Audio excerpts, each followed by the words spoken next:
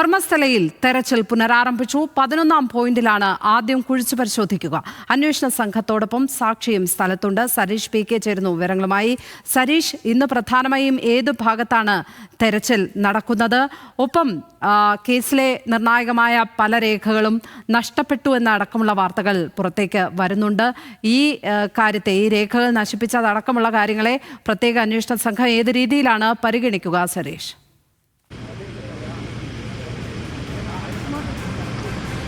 ആകെയുള്ള 13 പോയിന്റുകളിൽ ഇനി 3 പോയിന്റുകൾ മാത്രമാണ് ശേഷിക്കുന്നത്. 11, 12, 13 പോയിന്റുകളാണ്. അതിൽ 11ാമത്തെ പോയിന്റിലാണ് ഇപ്പോൾ പരിശോധന നടക്കുന്നത്. 11ാമത്തെ പോയിന്റ് എന്ന് പറയുന്നത് ഈ ധർമ്മസ്ഥല സ്നാനഘട്ടത്തിനും നേത്രാവതി പുഴയിനും ഇടയിലുള്ള റോഡിനോട് ചേർന്നുള്ള ഭാഗമാണ് ഈ 11, 12 പോയിന്റുകൾ.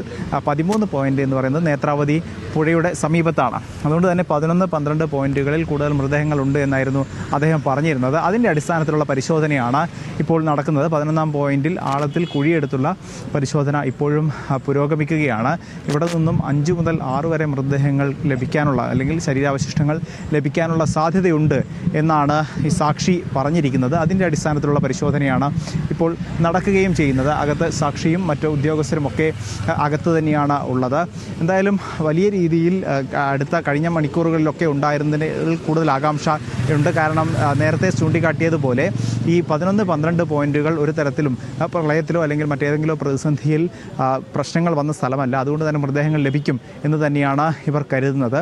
എന്തായാലും അതിലുള്ള തയ്യാറെടുപ്പാണ്. അതോടൊപ്പം തന്നെ ഇന്ന് 3 സ്ഥലങ്ങളും പൂർത്തിയാക്കുക എന്നൊരു ലക്ഷ്യം കൂടി അന്വേഷണ സംഘത്തിന് മുന്നിലുണ്ട്. കാരണം കൂടുതൽ നീട്ടേണ്ടതില്ല, എത്രയും പെട്ടെന്ന് കുഴികളെടുത്ത് പരിശോധന നടത്തി പൂർത്തിയാക്കുക എന്നൊരു ദൗത്യമാണ് അന്വേഷണ സംഘം മുന്നോട്ട് വയ്ക്കുന്നത്. അതുമായി ബന്ധപ്പെട്ട പ്രവർത്തനങ്ങളാണ് ഇപ്പോൾ നടന്നുകൊണ്ടിരിക്കുകയും ചെയ്യുന്നത്. അതിനിടയിലാണ് ഈ പോലീസിൻ്റെ ഭാഗത്ത് ഗുരുതര വീഴ്ച ഉണ്ടായിട്ടുണ്ട് എന്ന് തെളിയിക്കുന്ന വിവരാവകാശ രേഖ പുറത്തു വന്നിരിക്കുന്നത്. 2024 ആക്ഷൻ കമ്മിറ്റിയുടെ അംഗമായ ജയന്ത് നൽകിയ വിവരാവകാശ രേഖ അപേക്ഷയിലാണ് ഈ 2023 മുഴുവൻ രേഖകളും നശിപ്പിച്ചിട്ടുണ്ട്. അതായത് 2000 മുതൽ 2015 വരെയുള്ള ഈ ധർമ്മസ്ഥലയുമായി ബന്ധപ്പെട്ട് നടന്ന ദുരൂഹ മരണങ്ങളുടെ കണക്കുകൾ ഈ പോലീസ് സ്റ്റേഷനിൽ നിന്നും നീക്കം ചെയ്തിട്ടുണ്ട് എന്നൊരു രേഖ തന്നെ പോലീസ് നൽകിയിരിക്കുന്നത്. അതിൽ ഏറ്റവും പ്രധാനപ്പെട്ടതായി പറയുന്നത് കാലഹരണപ്പെട്ട രേഖകൾ പോലീസ് സ്റ്റേഷനിൽ സൂക്ഷിക്കേണ്ടതില്ല എന്നതുമായി ബന്ധപ്പെട്ടാണ് കോടതിയുടെ അനുമതിയോടെ ഈ രേഖകളെല്ലാം നശിപ്പിച്ചിരിക്കുന്നത് എന്നാണ്. പക്ഷേ അവിടെ അവിശ്വസനീയമായി പറയേണ്ടത് ഈ കഴിഞ്ഞ 13 വർഷമായി ഈ ദുരൂഹ മരണങ്ങളുമായി ബന്ധപ്പെട്ട്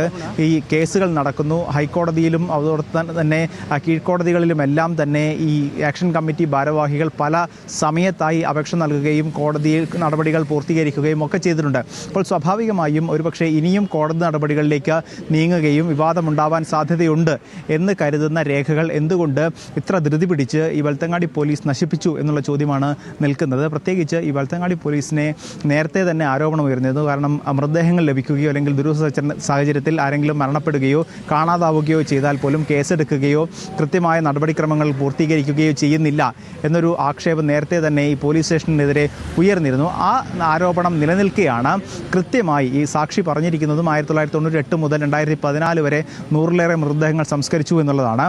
ആ ആക്ഷേപങ്ങളൊക്കെ നിലനിൽക്കുമ്പോഴാണ് 2000 മുതൽ 2015 വരെയുള്ള രേഖകൾ, ഈ ഡീറ്റലൈസേഷൻ ഉൾപ്പെടെയുള്ള കാര്യങ്ങൾ നടക്കുന്നതിനിടയിലാണ് ഈ രേഖകളെല്ലാം നശിപ്പിച്ചു, തങ്ങളുടെ പക്കൽ ഒരു രേഖയുമില്ല എന്ന് മറുപടി ഇപ്പോൾ പോലീസ് നൽകിയിരിക്കുന്നത്. അത് അന്വേഷണത്തെ ഒരുപക്ഷെ കാര്യമായി ബാധിക്കാനുള്ള സാധ്യതയുണ്ട്. കാരണം ഏതെങ്കിലും രീതിയിൽ മൃതദേഹങ്ങൾ ഇവിടെ നിന്നും ലഭിക്കുകയാണെങ്കിൽ 6ാം പോയിന്റിൽ നിന്നും മൃതദേഹങ്ങൾ ലഭിച്ചിട്ടുണ്ട്, അത് ആരുടേതാണ് എന്ന് കണ്ടെത്തേണ്ടതുണ്ട്. ഇനി കൂടുതൽ മൃതദേഹങ്ങൾ ലഭിക്കുകയാണെങ്കിൽ ആളെ തിരിച്ചറിയാൻ ഉതകുന്ന രേഖകളാണ് ഈ പോലീസ് സ്റ്റേഷനിൽ ഉണ്ടായിരുന്നത്. അത് ഇല്ലാതാവുന്നതോടെ തീർച്ചയായും അന്വേഷണം ഉൾപ്പെടെ പ്രതിസന്ധിയിലാവുന്നൊരു സാഹചര്യമുണ്ട്. എന്തായാലും SIT ഇതുമായി ബന്ധപ്പെട്ട് കൃത്യമായ വിവരങ്ങൾ ശേഖരിക്കും എന്നുള്ളതാണ്. പഞ്ചായത്തിൽ ഉൾപ്പെടെ പോവുകയും അവിടെ നിന്ന് അവരുടെ കൈവശമുള്ള രേഖകൾ ഉൾപ്പെടെ ശേഖരിച്ചാവും തുടർ നടപടികൾ എന്നാണ് വ്യക്തമാക്കുന്നത്. എന്തായാലും അന്വേഷണം മുന്നോട്ട് തന്നെ പോകും. ഒരു തരത്തിലുള്ള തടസ്സവും ഉണ്ടാവില്ല എന്നുള്ളതാണ് നമ്മൾ SIT ഉദ്യോഗസ്ഥരുമായി ബന്ധപ്പെട്ടപ്പോൾ മനസ്സിലാക്കുന്നത്.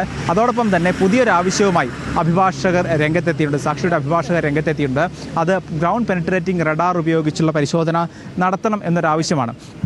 അത് ഇതുവരെ ഒരു സ്ഥലത്ത് നിന്ന് മാത്രമാണ് കുഴിയെടുത്തപ്പോൾ ഈ മൃതദേഹ അവശിഷ്ടങ്ങൾ ലഭിച്ചിട്ടുള്ളത്. അപ്പോൾ സ്വാഭാവികമായും മറ്റു സ്ഥലങ്ങളിലും ഉണ്ടാകാനുള്ള സാധ്യതയുണ്ട്. കാടായതുകൊണ്ട് തന്നെ കൂടുതൽ ആഴത്തിൽ പരിശോധന നടത്താം എന്നൊരാവശ്യമാണ് അവർ മുന്നോട്ട് വയ്ക്കുന്നത്. പക്ഷേ ഈ SIT ടീം പറയുന്നത് ഇത്തരത്തിലൊരു മേഖലയായതുകൊണ്ട് തന്നെ ഈ ടെറൈൻ വ്യത്യസ്തമാണ്, പുഴയും കാടും ചേരുന്ന ഒരു മേഖലയാണ്. അപ്പോൾ ഈ കല്ലുൾപ്പെടെയുള്ളവയിൽ നിന്നും സിഗ്നൽ ലഭിക്കാനുള്ള സാധ്യതയുള്ളതുകൊണ്ട് തന്നെ അത് പ്രാവർത്തികമാണോ എന്ന പരിശോധനയ്ക്ക് ശേഷം മാത്രമായിരിക്കും ആ കാര്യത്തിലൊരു അന്തിമ തീരുമാനമെടുക്കുക. എന്തായാലും 11 ഇപ്പോഴും കുഴിച്ചുള്ള പരിശോധന തുടരുകയാണ്. ധർമ്മസ്ഥലയിൽ നിന്ന് സരീഷ് PK ആണ് വിവരങ്ങൾ പങ്കുവച്ചതിപ്പോൾ.